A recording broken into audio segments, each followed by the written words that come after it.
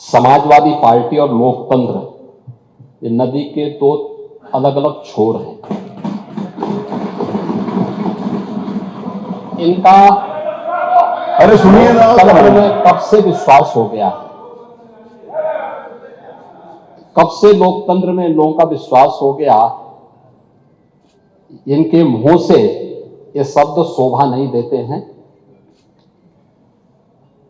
स्वाभाविक रूप से संभल में जो नंग तांडव इन्होंने समाजवादी पार्टी सरकार के समय किया था, आज जब वहां पर उसका शुद्धिकरण का अभियान चल रहा है, तो अगर आपको हवन डालना है तब तो ठीक बात है, लेकिन अनावश्यक रूप से हर एक जगह न्यूसेंस क्रिएट करना, अपनी नकारात्मकता से उस क्षेत्र के विकास को अवरुद्ध करना, संभल हो, बहराइच हो या गोरखपुर, ये समाजवादी पार्टी हर जगह यही करती है।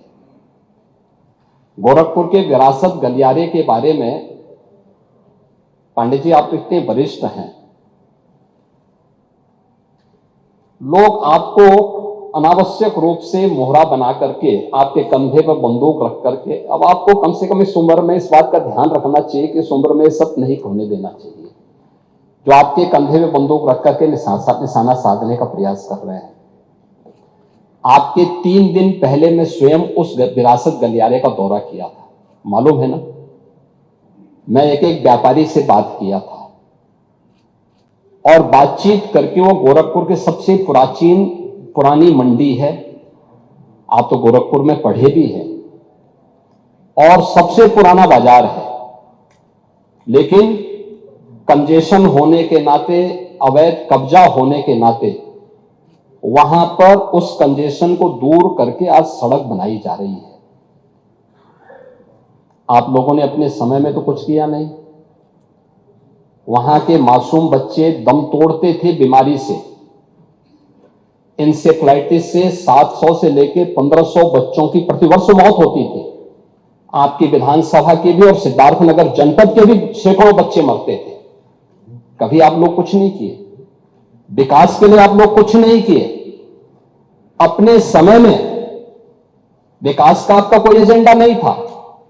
और अगर भारतीय जनता पार्टी की सरकार, एनडीए की ये सरकार विकास कराना चाहती है, तो आपको इसमें भी बुरा लगता है।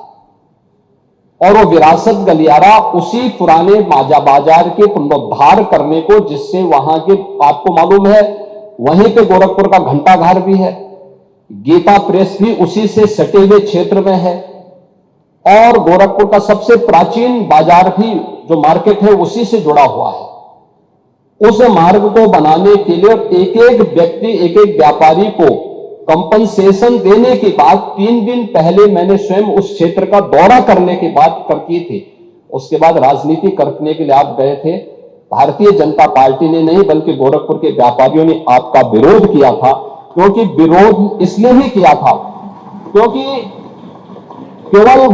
केवल वहीं का व्यापारी नहीं, प्रदेश भर के व्यापारी में समाजवादी पार्टी की चारों सरकारों के समय में जो भय और दहशत था, जो उनसे गुंडा टैक्स वसूली किया जाता था, उसके कारण व्यापारियों में आपके प्रति जो आक्रोश है, बार बार उसका खामियाजा समाजवादी पार्टी को भुगतना पड़ा था। और व्यापारी इसी बात को लेकर आशंकित थे कि उनके विकास के लिए कोई कार्य हो रहा है, उसमें फिर विघ्न बाधा पैदा करने के लिए आप गए होंगे। और व्यापारियों ने इस चीज का विरोध किया था कि भाई आप वहां बिना बुलाए मेहमान आकर के टपक पड़े हैं, विघ्न बाधा पैदा कर रहे हैं, ये नहीं होना चाहिए।